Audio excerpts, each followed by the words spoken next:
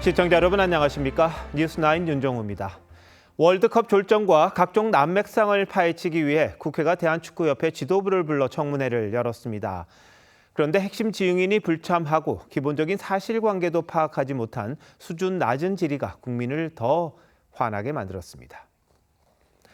여야가 선관위 특검법과 국정조사 연장에 합의하면서 올림픽공원 개표소에 보관 중인 투표지 247만 장을 재검표하기로 했습니다. 여당의 입법 독주는 여전합니다만 국민 참정권 침해라는 초유의 사태가 합의를 이끌어냈습니다.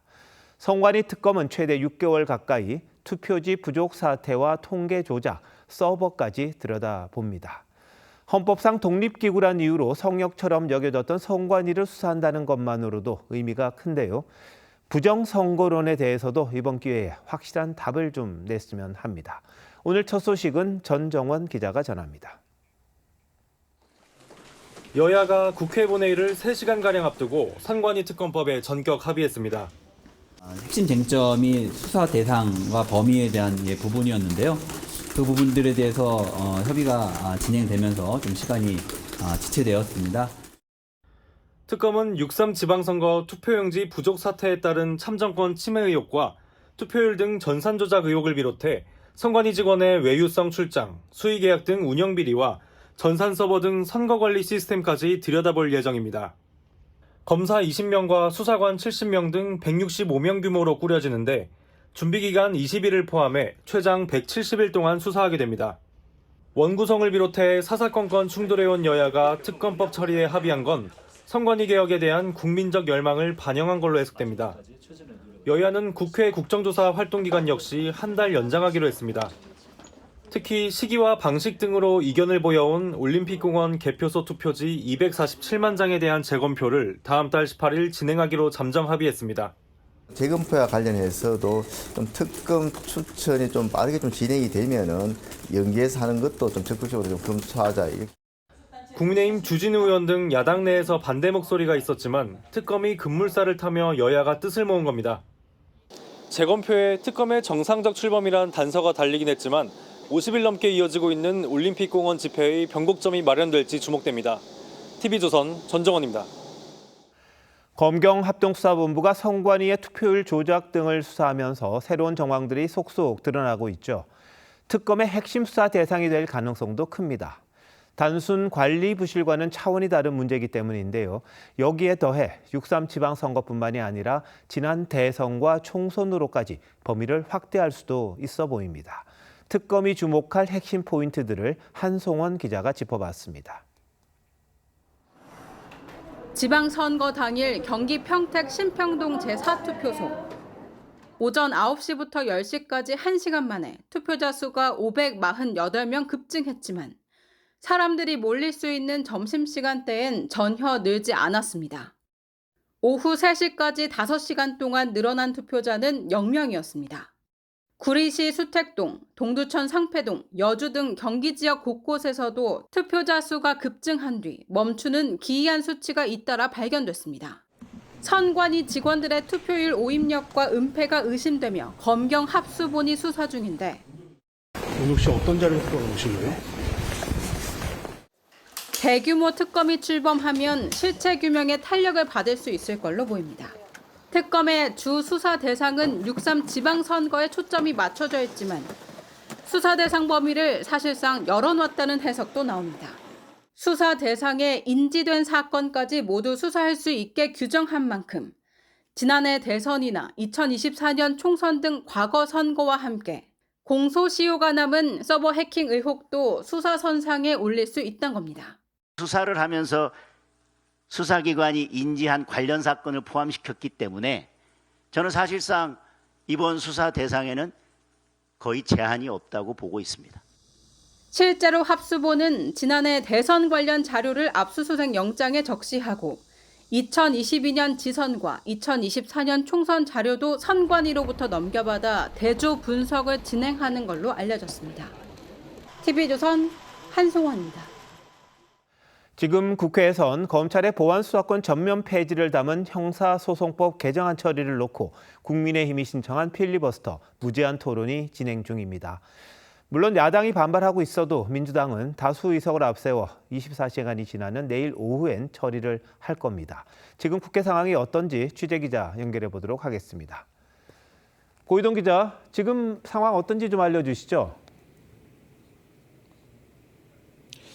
네, 오후 4시쯤부터 시작된 무제한 토론은 현재 5시간쯤 이어지고 있는데요. 지금은 민주당 김승원 의원이 두 번째 순서로 발언을 하고 있습니다. 첫 번째 주자로 나선 국민의힘 주호영 의원은 피해가 서민과 약자, 청년들에게 돌아갈 것이라며 민주당이 이번 일로 큰 위기를 맞을 거라고 경고했습니다. 화재의 위험이 있다고 불을 몽땅 없앨 수는 없는 일 아닙니까? 그 불을 훨씬 더 일화성이 강한 위험한 곳에 옮겨 놓는 어리석은 짓입니다. 국민의힘은 본회의에 앞서 국회 로텐도홀에서 규탄 대회도 열었습니다. 반면 민주당은 검찰이 수사권과 기소권을 쥔 채 무소불위의 권력을 휘둘렀다며 처리 필요성을 재차 강조했습니다. 민주당은 수사와 기소 분리라는 대원칙 아래 국민의 불평과 피해가 발생하지 않도록 끝까지 고민하고 섬세하게 보완해 왔습니다. 민주당은 필리버스터 종결 동의안도 제출했는데 내일 오후엔 형소법 개정안이 일방 처리될 걸로 예상됩니다. 이번 개정안의 기원은 공소기각 사유에 대한 논란도 계속되는 것 같습니다. 네, 현행 형소법은 공소기각 사유로 이중기소 등 6가지를 규정하고 있는데요. 여기에 더해 민주당은 중대한 위법 수사 등 2가지를 추가했습니다. 당초 당 TF 초안에 없는 내용이 포함된 데 논란이 커지자 민주당은 기존 조문을 조금 더 구체화했을 뿐이란 입장입니다. 특정인을 위한 졸속 개정이라는 악의적 프레임에 기한 정치적 공세는 결코 사실이 아님을 다시 한번 말씀드립니다. 반면 국민의힘은 공소기각 사유로 명시한 위법 수사의 중대함과 소추 재량권 일탈의 현저히 등 규정의 모호함을 지적했습니다. 이재명 대통령 범죄 재판을 취소하기 위해 공소취소 특검 시즌2 공소기각 법원을 설치하겠다는 것입니다. 그러면서 이재명 대통령을 향해 반드시 거부권을 행사해야 한다고 촉구했습니다. 지금까지 국회에서 TV조선 고희동입니다. 보안 수사권 폐지에 대해 법조계가 계속 반발하고 우려의 목소리를 쏟아내고 있습니다. 80년 가까이 이어오던 형사사법 체계를 완전히 다시 만드는 건데 졸속 처리하는 게 맞냐는 지적입니다. 특히 보안 수사권을 폐지하면 장윤기 사건처럼 피해자는 피눈물, 범죄자는 만세를 부르는 상황이 더 자주 발생할 거라고 경고하고 있습니다. 조윤정 기자가 취재했습니다. 박찬훈 전 검찰개혁 추진단 자문위원장이 분노의 질주를 멈춰야 한다고 촉구했습니다. 박 교수는 수사체계 자체를 다시 설계하는 수준의 개혁을 하면서도 시간은 조문 몇 개 고치는 일정으로 잡았다며 이렇게 가면 파국이라고 했습니다. 전국 형사법학자 62명도 입장문을 내고 수사에 대한 검사의 통제가 필요하다고 했습니다. 보안 수사 요구권만으론 경찰 수사를 효과적으로 통제할 수 없다며 검사의 수사 지휘, 보안 수사, 정권 송치가 재검토돼야 한다고 했습니다. 의도적으로 은폐하거나 왜곡했을 때 그리고 그게 그 개인 판단이 아니라 뭔가 조직적 판단이었으면 보안 수사 요구에도 안 들어도 그만인데 뭐. 실제 장윤기의 성범죄 목적 살인은 검찰의 보안 수사로 밝혀졌습니다. 판사 출신 변호사는 보안 수사를 불이행한 경찰에 대한 검사의 징계 요구도 그림의 떡이라며 검사가 수사를 할 수 없는데 경찰 수사 기록만 보고 징계 근거를 찾긴 어렵다고 했습니다. TV조선 조윤정입니다.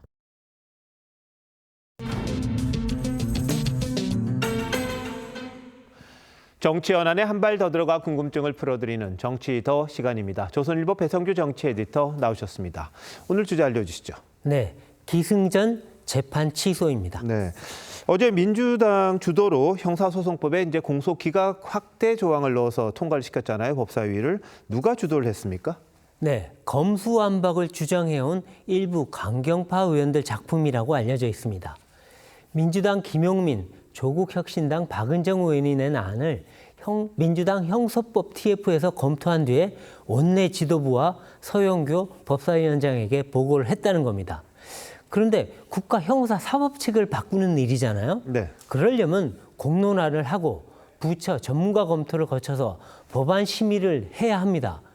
그런데 사전에 아무런 논의나 고지가 없었다고 하고요.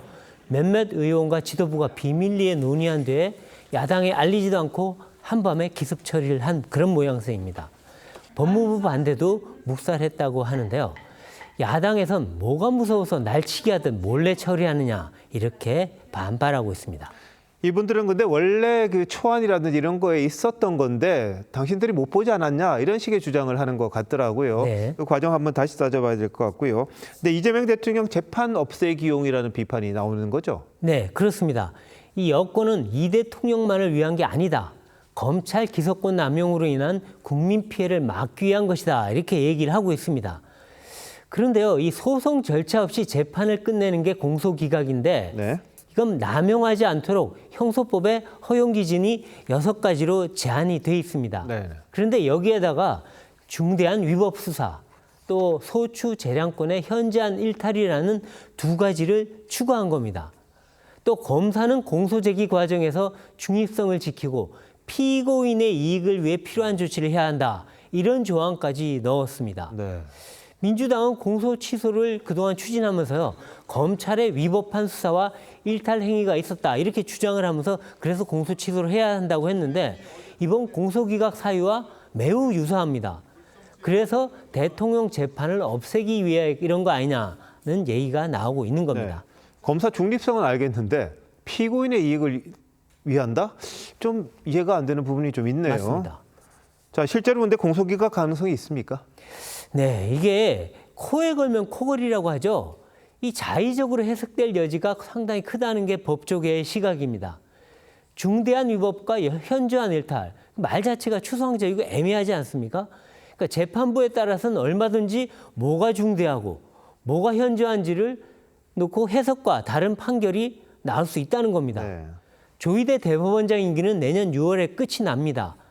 후임 대법원장과 대법관 22명은 이 대통령 임기 중에 임명이 됩니다. 예. 그래서 법원 수뇌부가 바뀌면 공소기각을 기대할 수 있다는 그런 얘기가 나오고 있는 겁니다. 자, 근데 그동안 대통령 재판 취소를 놓고 논란이 참 많았었죠. 그렇습니다. 이 대통령의 5개 재판, 11개 혐의를 없애기 위해서 정권 차원의 프로젝트가 진행돼 왔다. 이렇게 야당은 주장하고 있는데요. 네. 실제로 죄목 자체를 없애는 선거법과 형법 개정이 추진됐었습니다. 대법관 증언, 4심제, 사실상 4심제죠. 네. 판검사 법왜곡제도 신설됐는데요. 사법부 압박용이라는 논란이 일었습니다. 대통령 사건 수사를 했던 검사들에 대해서는 청문회와 국정조사를 실시했고요. 네. 수사, 징계, 재판 직무 배제까지 이루어졌습니다.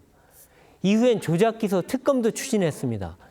그래서 기승전 재판 취소 이런 말이 나오고 있는 건데요. 이틀 전엔 조정식 국회의장이 대통령 연임 개헌론을 꺼냈지 않습니까? 예, 그랬죠. 야당은 재판을 없애기 위한 임기 연장 음모다 이렇게도 얘기하고 또 공소 취소가 플랜 A라면 개헌이 플랜 B고 결국 공소기각이 플랜 C였다 이런 주장까지 하고 있는 겁니다. 모든 게 재판 취소다 이런 그렇죠. 내용이군요. 자, 근데 공소기각, 공소 취소 이런 논란이 국정 운영이나 지금 전당대회가 이루어지고 있잖아요. 거기에 영향을 좀 줍니까? 어떻습니까? 네, 이 여권이 재판 리스크 해소에 너무 많은 국정 동력을 소모하고 있는 거 아니냐 이런 우려가 나오고 있습니다. 네. 공소 취소를 놓고 지난 1년간 검찰 야당과 엄청난 갈등을 겪었지 않습니까? 오히려 여권 내부에서 공소 취소와 보안 수사권 거래설이 제기됐고요. 또 유시민 씨의 대통령 실패 발언도 나왔습니다.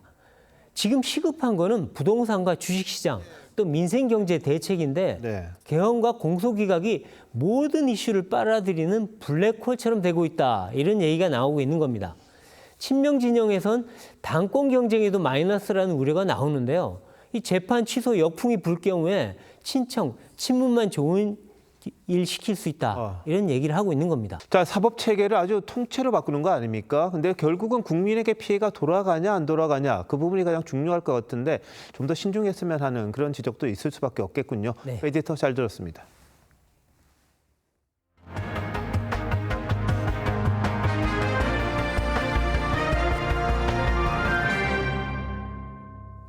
국회 피감 대상이었다가 이제는 국회 과방위원이 된 이진숙 의원의 상임위 대비 전 아주 시끄러웠습니다. 여당은 이 의원이 이해충돌 소지가 있다며 배정 자체를 문제 삼았는데 이 의원이 전혀 물러서지 않으면서 고성이 오갔습니다. 과방위가 앞으로 얼마나 치열하게 대립할지를 보여주는 예고편이란 평가가 나왔는데요. 실제 회의가 어땠는지 한번 보시죠. 고승영 기자입니다. 후반기 국회 처음 열린 과방위 회의. 새로운 출발점이 되어 대립보다는 협력, 정쟁보다는 정책으로 송기현 위원장의 당부 20분도 안 돼 분위기가 얼어붙기 시작합니다. 전학온 학생에게 집단 왕따, 집단 괴롭힘을 하듯이 이진숙 의원이 자격이 없다 기자회견을 한 데 대해서 심한 유감을. 송 위원장이 거듭 진정시켜보지만 소용이 없었고.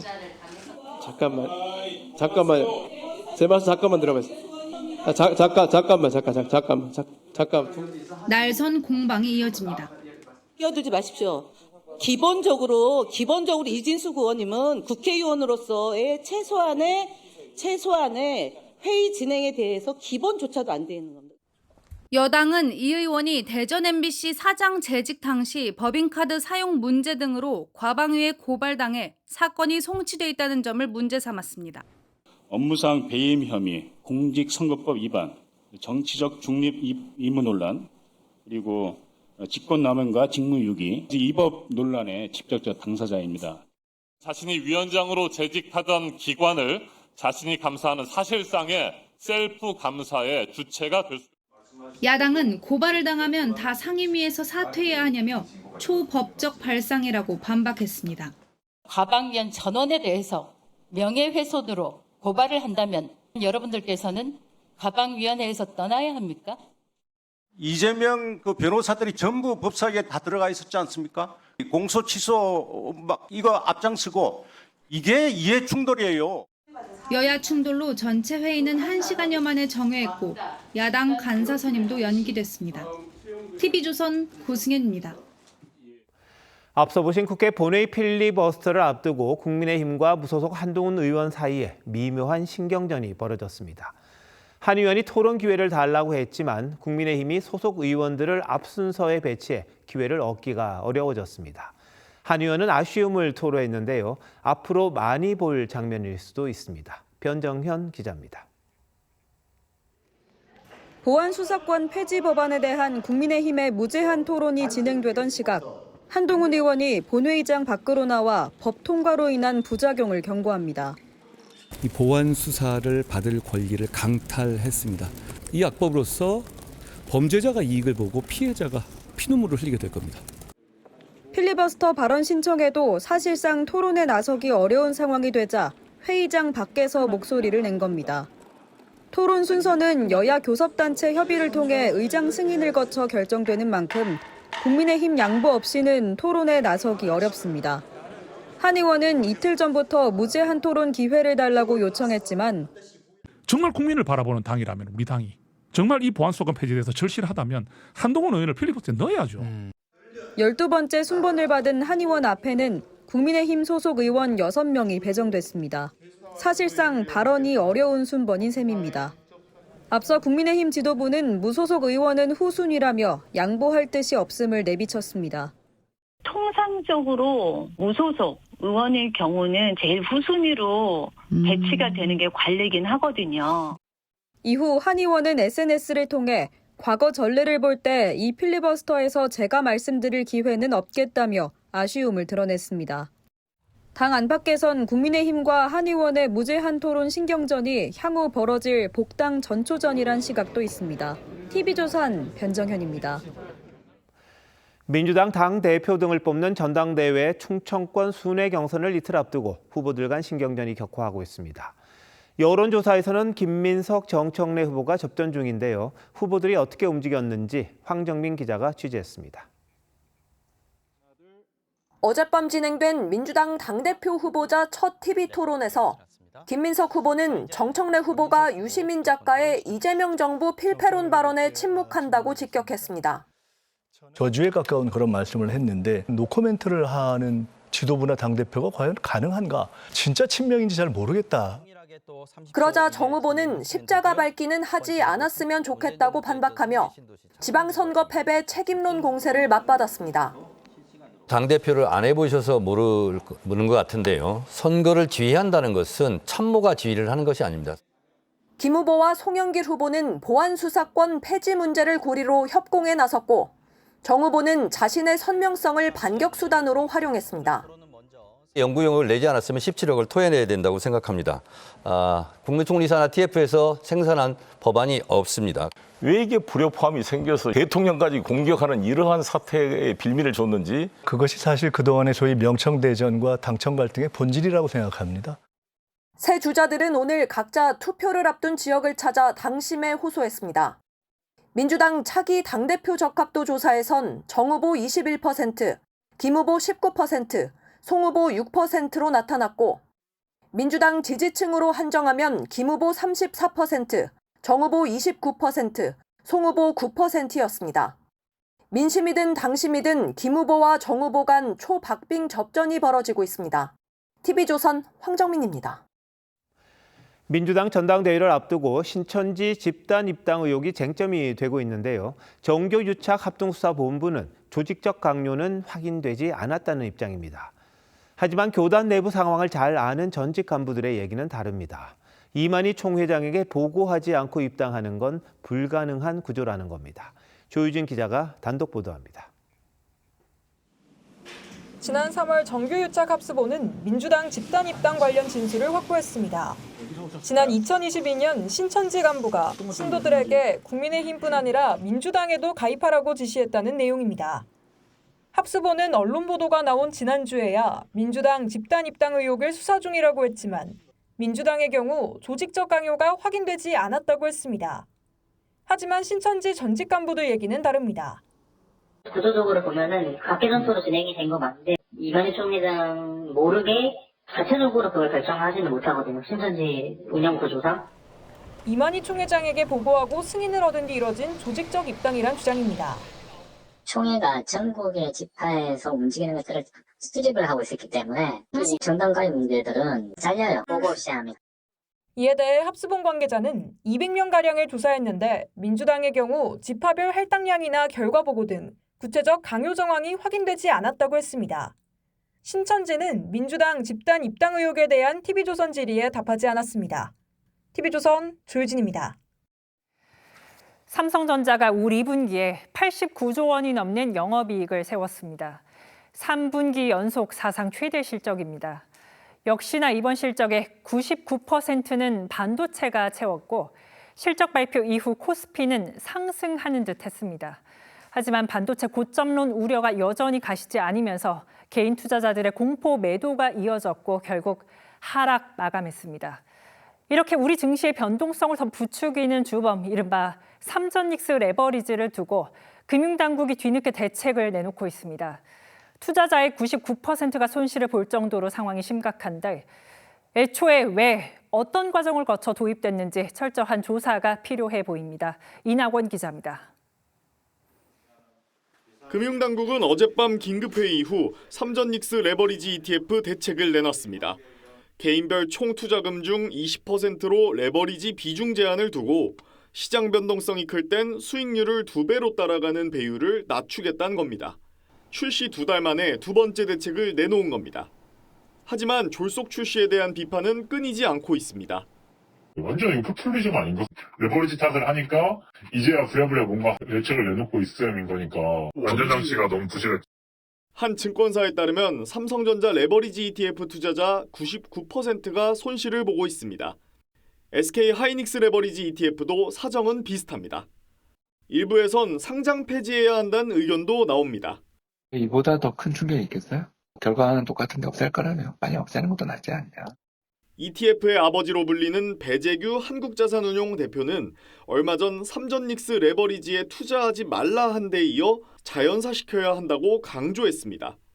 시민단체인 경실련은 도입 과정에 대한 철저한 조사가 필요하다고 지적했고 국회에서도 같은 목소리가 나옵니다. 결국은 김용범 실장의 지시에 의해서 그동안 부정적이던 금융위원회가 단일 종목 레버리지 ETF의 출시를 검토했다. 청와대나 정부는 레버리지가 주가 하락의 주요 원인은 아니란 입장입니다. TV조선 이낙원입니다.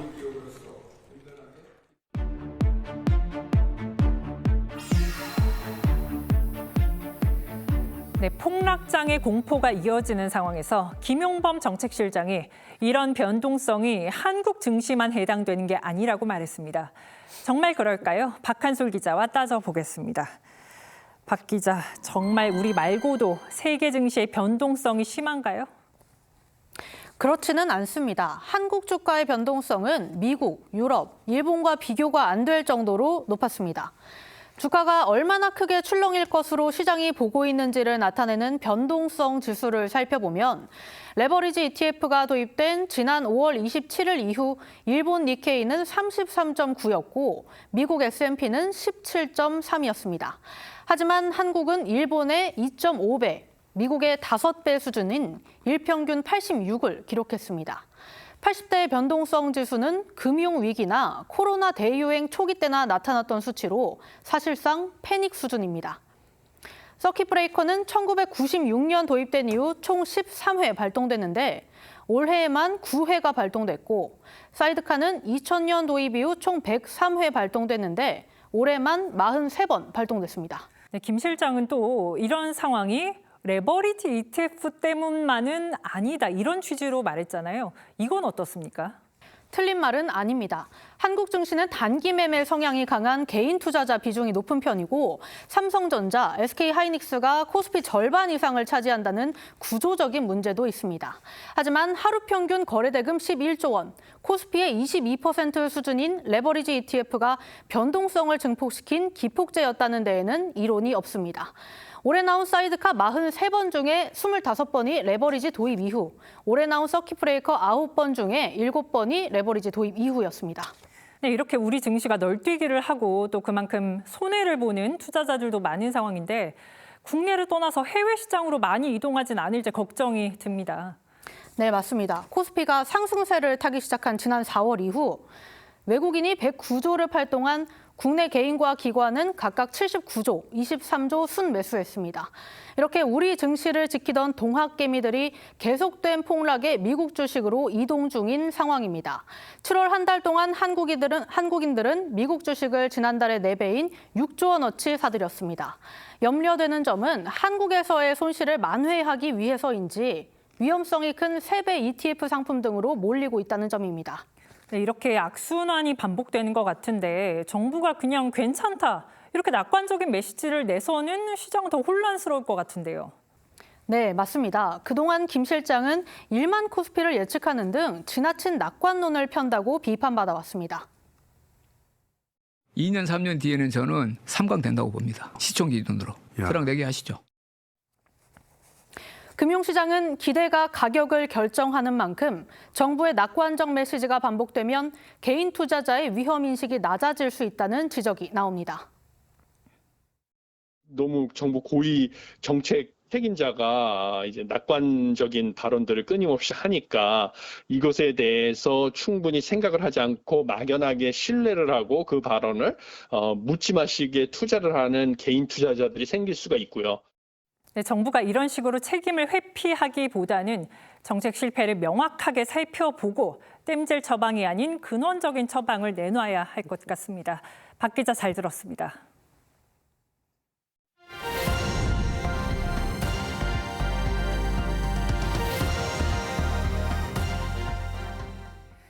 기록적인 폭염, 특히 영남 지역이 고통받고 있습니다.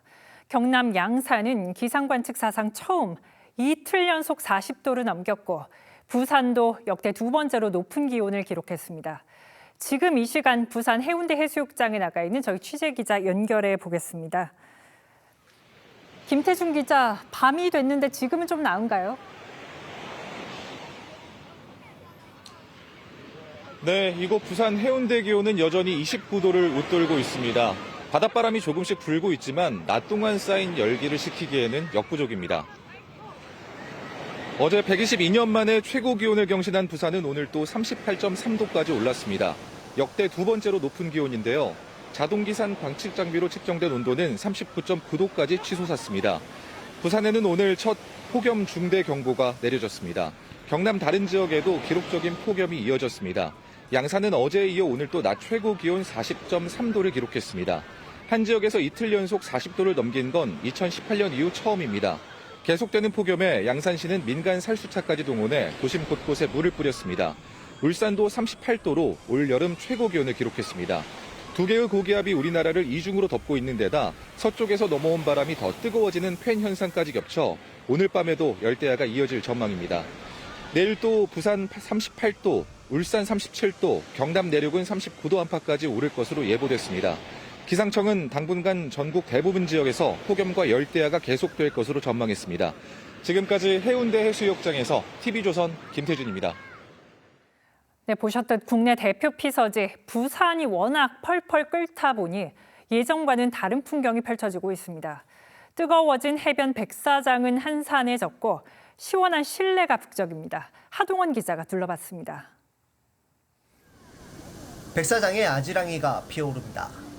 달궈진 모래 위로 피서객들이 발을 동동거리며 뛰어갑니다. 아이 발이 데일까 번쩍 안아올려 백사장을 건너는 부모도 눈에 띕니다. 아이가 많이 뜨거울 것 같아서 제가 들쳐업고 왔습니다. 상당히 뜨겁게 느껴졌습니다. 한낮 백사장 온도는 얼마나 치솟을지 직접 측정해봤습니다. 열화상 카메라로 백사장 온도를 재보니 낮 12시 기준 최고 60도가 넘었습니다. 파라솔 그늘도 40도를 웃돕니다. 백사장이 불판 수준이다 보니 한산한 모습입니다. 10시부터 뜨거워가지고 움직이지를 못해서 근데 바닷가에 들어갔다 나오니까도 좀 괜찮고 여전히 뜨거워요. 반면 해수욕장 바로 옆 아쿠아리움엔 입구부터 긴 대기줄이 생겨났습니다. 시원한 냉방기기가 작동되는 실내엔 피서객들로 북적였습니다. 푹푹 찌는 해수욕 대신 해양 생물을 관람하며 열기를 식히는 모습입니다. 너무 뜨겁고 좀 위험할 것 같아서 좀 피했습니다. 네, 햇빛이 너무 강해서 실내로 놀 수 있는데 아쿠아리움을 찾아서 방문했습니다. 이틀째 40도에 육박하는 무더위가 이어지면서 부산시도 비상이 걸렸습니다. 더위를 피하려 왔다가 찜통더위와 싸우게 된 피서객들을 위해 안개 분무기에 양산 무료 대여 서비스까지 피서지 온열 질환 예방에 안간힘을 쓰고 있습니다. TV조선 하동훈입니다. 미성년자 성범죄 혐의를 받는 최영중 전 청주시의원이 구속됐습니다. 그동안 미성년자인 줄 몰랐다며 혐의를 부인했었죠. 하지만 경찰은 최 전 시의원이 피해자의 중학교 부근까지 찾아간 정황을 포착한 걸로 알려졌습니다. 김나로 기자입니다. 정장 차림에 마스크를 쓴 최영중 전 청주시의원이 경찰에 이끌려 법원을 나섭니다. 미성년자 성매매 혐의 등으로 영장실질심사를 마치고 나온 겁니다. 미성년자 성매매 다 이전에도 하신 적 있으세요? 최 전 시의원은 2024년 10월부터 1년 동안 중학생과 여러 차례 성관계를 가진 혐의를 받습니다. 수사 과정에서 미성년자인 줄 몰랐다며 혐의를 부인했지만 경찰은 최 전 시의원이 피해자 학교 근처로 찾아간 정황을 확인한 것으로 알려졌습니다. 경찰은 최 전 시의원이 피해자에게 다른 사람을 데려오라고 요구한 대화 내용도 확보했습니다. 피해자를 상대로 언니를 데리고 와, 친구를 데리고 와 등의 엄청난 충격적인 내용이 그 내용에 들어가 있었습니다. 최 전 의원은 수사 과정에서 휴대전화를 교체했고 제출한 포렌식 자료 일부를 삭제하는 등 증거인멸 정황이 불거진 상태입니다. 지난 2월 피소된 뒤에는 경찰 출석을 6차례 미루다 5월에야 첫 조사를 받았습니다. 직업을 회사원이라 하는가 하면 주거지를 직장 창고 주소로 말하는 등 시의원 신분과 실제 거주지를 감추기도 했습니다. 법원은 증거인멸 우려가 있다고 보고 구속영장을 발부했습니다. 경찰은 최 전 의원을 상대로 추가 범죄 여부를 수사할 예정입니다. TV조선 김다로입니다. 사찰에서 총기를 들고 스님을 납치하려다 도주한 남성이 경찰에 붙잡혔습니다. 어찌나 강력하게 저항하던지 경찰이 실탄을 동원하면서 제압할 수밖에 없었습니다. 결국 잡힌 이 남성이 들고 있던 총은 장난감 총이었습니다. 이성진 기자입니다. 경찰 차량에 둘러싸인 검은색 승용차가 전진과 후진을 반복하기 시작합니다. 우와, 경찰차 들이받고 난리다. 순찰차 5대에 형사기동대 승합차 1대가 앞뒤를 막자 차가 들썩일 정도로 부딪히며 달아나려 애씁니다. 어제 오후 2시 50분쯤 경남 진주의 한 사찰 주차장에서 스님 납치를 시도하다 총기로 위협한 뒤 도주한 50대 남성 차량입니다. 이 대능에서 타라는 타라. 내가 너지 다 알고 있다. 총기를 들었다는 신고에 경찰은 순찰차 20여 대를 투입해 검거에 나섰지만 남성은 1시간 반 동안 50km를 달리며 광란의 질주를 이어갔습니다. 도주로를 막아선 경찰은 공포탄 2발과 실탄 4발을 발사해 타이어를 터뜨린 뒤 3단봉으로 운전석 유리창을 깨고 테이저건을 발사해 남성을 제압했습니다. 경찰의 신체 안전 및 제2차 더 큰 범죄 피해 방지를 위해서 이 과정에서 경찰관 등 7명이 경상을 입었고 차량 6대가 부서졌습니다.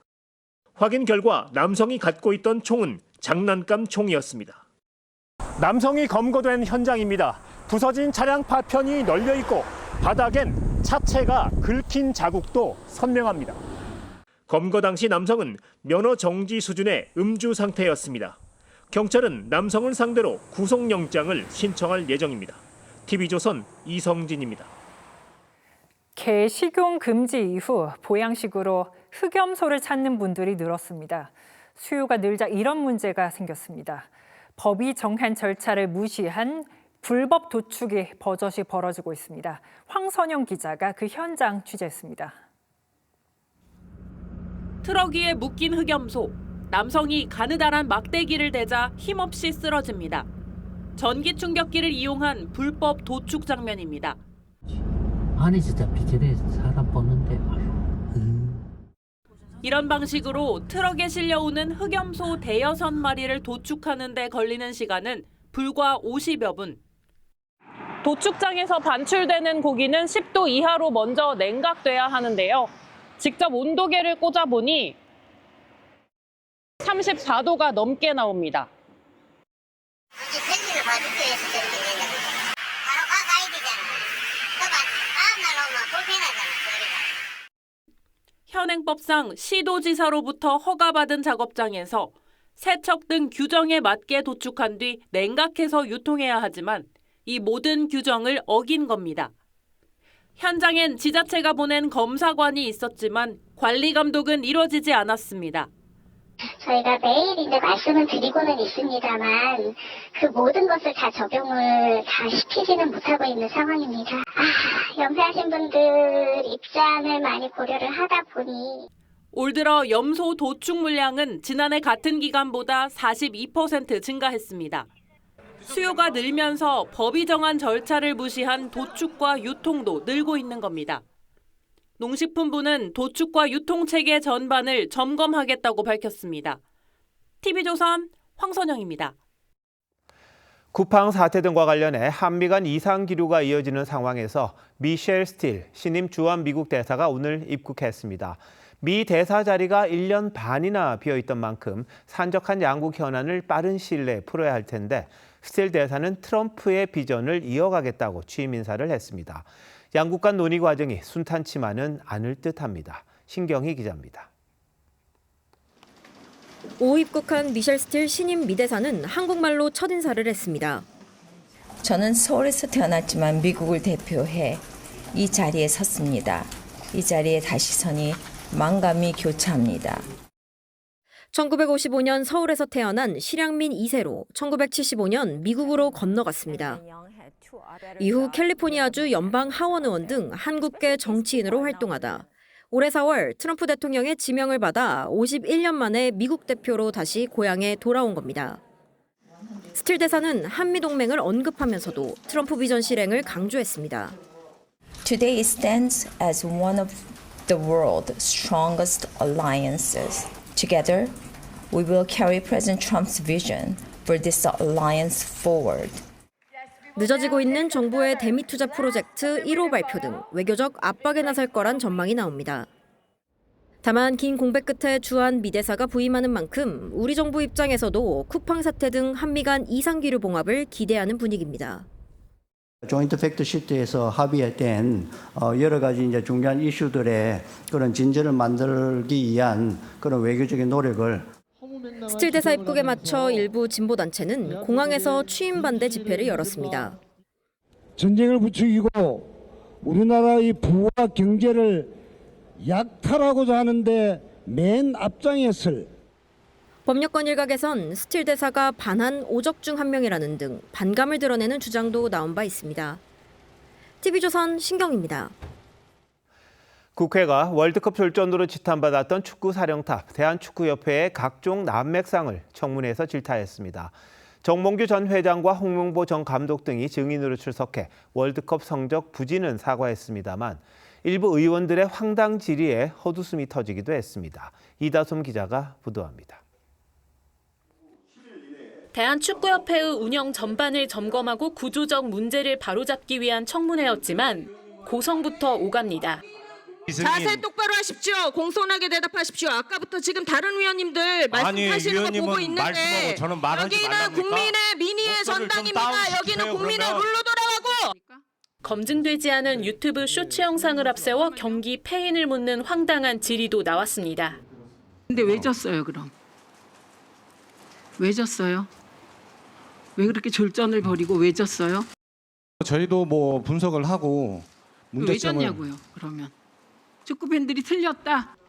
월드컵 참사의 주범으로 꼽히는 정몽규 전 회장과 홍명보 전 감독은 거센 질타를 받았습니다. 고대 카르텔이라는 말씀 들어보셨나요? 고대 출신 아니면 협회에 발도 못 딛는다. 이런 말들이 그렇게 이미지가 박힌 거에 대해서 죄송스럽게 생각하고 정 전 회장이 선거 공약으로 내세웠던 50억 원 기부에 대한 지적도 이어졌습니다. 안 하셨죠? 못했습니다. 네. 홍 전 감독은 감독 선임에 특혜나 이익을 요구한 적은 없다며 고액 연봉설에 대해서도 강하게 부인했습니다. 제가 여기서 직접적으로 말씀드리지는 못하겠습니다만은 지금 말씀하시는 38억은 그 정도는 아닙니다. 절대 아닙니다. 청문회 중 정 전 회장은 국민의힘 윤용근 의원에게 배려하지 못해 송구하다는 문자를 주고받는 사진이 포착돼 비판을 받기도 했습니다. TV조선 이다솜입니다. 일본 구마모토 강진 사망자가 30여 명으로 늘었습니다. 실종자를 빨리 찾아야 하는데 여진이 계속되는 데다 살인적인 폭염까지 덮쳤습니다. 이재민들은 이런 날씨에 전기와 수도가 끊긴 채 힘겹게 버티고 있습니다. 이정민 기자입니다. 폭발로 부서진 구조물과 매장 집기 등 온갖 잔해물이 어지럽게 뒤엉켜 쌓인 쇼핑몰. 구조대원들이 수색견을 투입해 실종자를 찾고 있습니다. 사망자가 잇따라 추가로 발견되면서 쇼핑몰 폭발 사고 사망자는 모두 7명으로 늘었습니다. 굴뚝이 무너진 제지 공장과 완전히 주저앉은 일반 주택에서도 실종자 수색과 복구 작업이 이어졌습니다. 하지만 규모 4에서 5의 여진이 수시로 이어지면서 추가 붕괴 위험 때문에 어려움을 겪고 있습니다. 10년 전 이틀에 시체를 두고 일어났던 지진의 악몽에 복구에 손을 놓거나 차박을 하는 주민도 있습니다. 折れないわけですよ。家の中にはちょっと入れないから皆さんこうやって車で 40도에 육박하는 폭염도 복병입니다. 수도와 전기, 통신까지 모두 끊긴 상태에서 이재민들은 그야말로 맨몸으로 버티고 있습니다. で特に今暑いから多分水の確保が一番大事かなと思うんです。水とトイレですね。 70세 이상 고령층의 경우 온열 질환에 취약한 데다 고혈압과 당뇨 등의 지병이 악화될 수 있어 건강관리에 비상이 걸렸습니다. 일본 정부는 고령층의 재해 관련 사망까지 포함해 이번 지진 관련 희생자가 34명으로 늘었다고 밝혔습니다. 강진 발생 사흘째, 주민 만여 명이 대피소 생활을 하고 있지만 언제 집으로 돌아갈 수 있을지는 불투명합니다. TV조선 이정민입니다. 유럽은 산불과 사투를 벌이고 있습니다. 이번에는 그리스의 유명 관광지와 튀르키예에서 동시다발적으로 산불이 났습니다. 소방관 3명이 숨지고 주민들은 배를 타고 바다로 몸을 피했습니다. 신은석 기자입니다. 산등성이를 따라 맹렬히 타오르는 화염이 금방이라도 집을 집어삼킬 기세입니다. 대낮인데도 하늘은 희뿌연 연기에 가려 보이지 않습니다. 유명 관광지인 그리스 크레타 섬에서 산불이 난 건 현지 시간 29일 오전.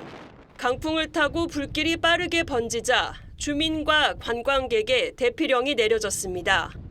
한 주민은 바람의 방향이 바뀌며 화를 면했습니다.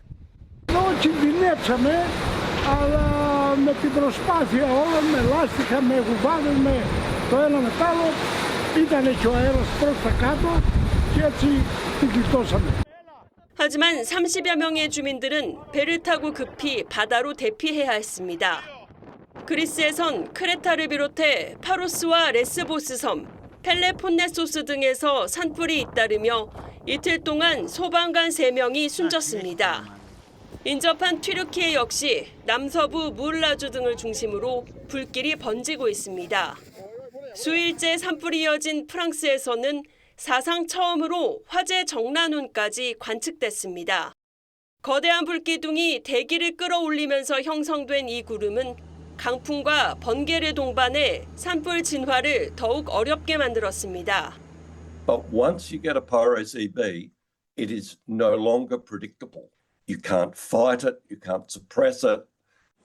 전문가들은 기후변화로 인한 폭염과 가뭄이 숲을 거대한 연료 저장고로 만들면서 작은 불씨라도 대형 산불로 이어지고 있다고 지적했습니다. TV조선 신은서입니다.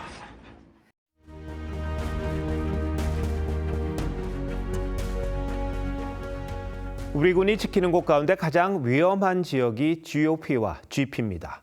GOP는 철책선을 지키는 전초기지고 GP는 비무장 지역 안의 초소입니다. 북한군을 감시하고 도발에 대응하는 기지죠. 저는 몰살당했어. 특히 GP는 가까운 곳은 불과 수백 미터 앞에 북한군 초소가 있을 만큼 전방 중의 전방, 그야말로 최전선입니다. 탈북자와 간첩이 오가고 GP끼리 서로 총을 쏘면 죽을 수도 있는 위험한 곳입니다. 실제 2020년 우리 GP에 북한군이 총을 쏜 일이 있었습니다. 그런데 서부전선을 지키는 육군 1군단에서 알 수 없는 일이 벌어졌습니다. 이렇게 엄중한 GOP와 GP에서 K6 중기관총의 실탄을 뺀 채 경계를 섰다고 합니다. 삽탄까지 10초 이상 걸리는데 이 시간이면 생사와 승패가 갈릴 수도 있습니다. DMZ 작전은 전 전선에 공통 적용되는 지침을 따라야 하는 것이 당연하고요. 게다가 1군단은 경계 태세 변경을 합참에 보고도 안 했습니다. 최전방 부대가 화기 운용 방식을 바꿨는데 합참이 몰랐다는 겁니다. 군의 지휘와 보고 체계가 먹통이었다는 게 여실히 드러났습니다. 핑계도 어이가 없습니다. 북쪽을 향한 오발 사고를 우려했다는데 사고 피하려고 전투 능력까지 없애는 게 말이 됩니까? 싸워야 할 군대를 보신형 군대로 만든 셈입니다. 또 하나 분명히 밝혀야 할 의문이 있습니다. 정부의 남북 긴장 완화 기조에 군이 정무적으로 영합한 게 아니냐는 점입니다. 휴전선의 군사적 긴장을 조금이라도 완화하는 거? 그게 우리한테 이익이 됩니다. 그들이 어떤 태도를 취하든 간에. 정부가 어떤 대북 정책을 펴든 최전방 군의 임무는 명확합니다. 적의 움직임을 파악하고 도발에 철저히 대비하는 겁니다. 북한은 자주포 진지까지 전진 배치하면서 위협 수위를 높이는데 우리는 총알을 뺍니다. 대한민국 군대 맞습니까? 국민을 안심시켜야 할 군이 국민 걱정만 사고 있습니다. 7월 30일 윤종호의 앵커 칼럼, 서부전선 이상유였습니다.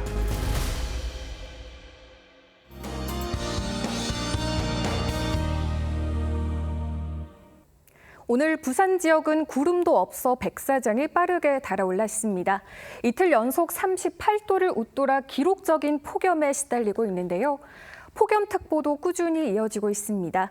현재 부산과 경남에는 폭염 중대경보가 내려져 있고 양산은 오늘에 이어 내일도 한낮 최고 기온이 40도를 넘기겠습니다. 내일도 전국이 맑겠고 자외선 지수가 매우 높겠습니다. 양산이나 챙이 넓은 모자로 햇볕 차단 잘해주셔야겠습니다. 낮 더위도 문제지만 밤에도 열기가 식지 않고 있습니다. 내일 아침 기온 서울과 대구 26도, 강릉 27도로 오늘 밤에도 전국 대부분 지역에서 열대야가 나타나겠고요. 내일 한낮 기온 서울 34도, 강릉 37도, 부산 38도로 오늘만큼 뜨겁겠습니다. 당분간 더위를 식힐 비 소식은 없겠고요. 다음 주 서울의 낮 기온 37도까지 올라 이번 더위의 최대 고비가 될 전망입니다. 날씨였습니다. 7월 30일 목요일 뉴스9 마칩니다. 시청해주신 여러분 고맙습니다.